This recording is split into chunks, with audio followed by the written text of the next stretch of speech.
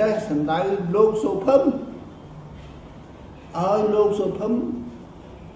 ដឹងខ្លួនហើយចាប់អារម្មណ៍គិតគូរថាតើគាត់យល់ដូចនឹងលោកប៉ុលពតទេហើយបើយល់ហើយមករួមគ្នាជាមួយគណៈអចិន្ត្រៃយ៍រៀបចំភូមិភាគបូព៌ាឡើងវិញយ៉ាងម៉េចក្នុងពេលដែលយើងរំបានរំដោះហើយកាលមុនពេលសង្គ្រាមយើងធ្វើអីមិនទាន់បានទេហើយសូម្បីតែលោកប៉ុលពតក៏លោកមិនហ៊ានតន់ជំរាបនិយាយអញ្ចឹងពីច័ន្ទចក្រីជាមួយលោកសុភឹមទេប៉ុន្តែឥឡូវយើងបានរំដោះហើយយើងពិគ្រោះគ្នាបានបើសភាពការវាអញ្ចឹងយើងឯកភាពជាមួយគ្នាទេហើយរៀបចំឡើងវិញជាមួយគ្នាទេឲ្យវាបានភូមិភាគមួយបូព៌ាវាមានគោលចំហឯករាជ្យម្ចាស់ការពីវៀតណាមដោយតែភូមិភាគផ្សេងទាំងអស់នេះហើយដើម្បីនឹងជាកម្លាំងរួមគ្នាការពារប្រទេសផងកសាងប្រទេសផងរត់ឲ្យលឿនផងឃើញទេតាមខ្ញុំយល់លោកប៉ុលពតលោកចង់និយាយអញ្ចឹងមិននិយាយឲ្យគំនុំគុំគួនច័ន្ទចក្រីទេលោកប៉ុលពតមិនមែនមនុស្សអញ្ចឹងទេលោកជាអ្នកដឹកនាំចលនាមួយក្នុងសភាពការដែលលំបាកបំផុតជាបន្តមកដល់ដោះស្រាយឧបសគ្គមួយចេញឧបសគ្គមួយដោះស្រាយឧបសគ្គមួយចេញឧបសគ្គមួយទម្រាំបានទទួលជ័យជំនះថ្ងៃ17មេសា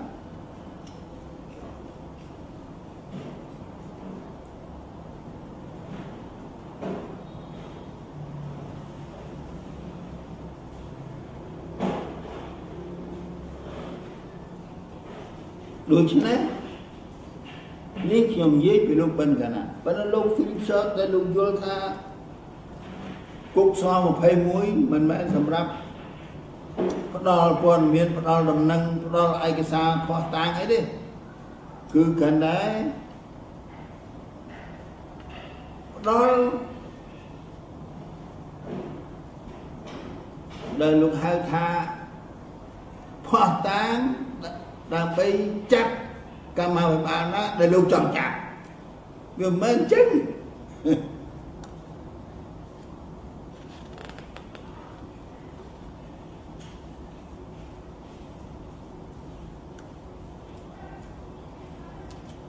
ដូច្នេះមុននឹងតទៅទៀតយើងគួរពិនិត្យសិនតើព័ត៌មានទាំងអស់នេះបង្ហាញឲ្យយើងឃើញអ្វីជាសំខាន់ទី1វាបង្ហាញឲ្យយើងឃើញច្បាស់អំពីដែលលោក Philip Short បាននិយាយអំពីសម្ព័ន្ធភាពមួយដែលជាមិនផុតប៉ុន្តែដែលផ្ទុយពីធម្មជាតិជាមិនផុតត្រូវតែរួមរងគ្នាហើយប៉ុន្តែកែពោកតាមកបាញ់គ្នាជាមួយនឹងសុខបូព៌ាឆ្លងទន្លេហើយឃើញច្បាស់នេះទី1ទី2វាបង្ហាញឲ្យឃើញថាតើការដឹកនាំវាលំបាកយ៉ាងម៉េចលោកចលនាសលំបាកយ៉ាងម៉េចក្នុងការខិតខំរក្សាឲ្យសម្ព័ន្ធភាពនេះ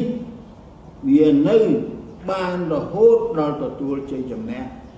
ថ្ងៃ17មេសា1975មិនងាយទេ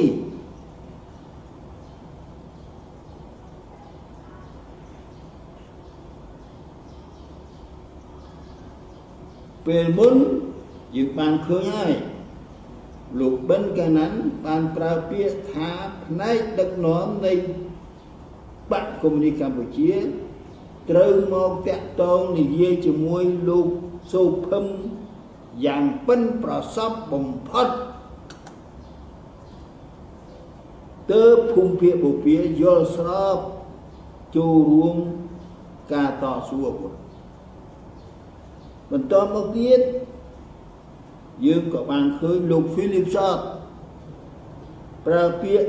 ប៉ិនប្រសពបំផុតដើម្បីខិតខំរក្សាសម្ព័ន្ធភាពដែលផ្ទុយពីធម្មជាតិឲ្យនៅបាទរហូតដល់ជ័យជំនះសួរថាតើលោកសិលឹកសហ្នឹងប៉ិនប្រសពយ៉ាងណាទៅតាមខ្ញុំយល់ប៉ិនប្រសពដូចតទៅទី1ចាប់ផ្ដើមដំបូងលោកបានខិតខំរៀបចំតាក់តែងមាគាមួយនិងលក្ខន្តិកៈមួយរបស់បកខ្មែរមួយថ្មីដែលនៅជាសម្ព័ន្ធភាពរបស់វៀតណាមតែមិនរណបវៀតណាមទៀតទេទី2ក្រោយពីបានរៀបចំមាគ៌ានេះហើយលក្ខន្តិកៈនេះហើយឈរលើមាគ៌ានឹងឈរលើលក្ខន្តិកៈនឹងដឹកនាំកម្ពុជាបាននឹងយុទ្ធធននឹងយុទ្ធជនតស៊ូពីទាបទៅខ្ពស់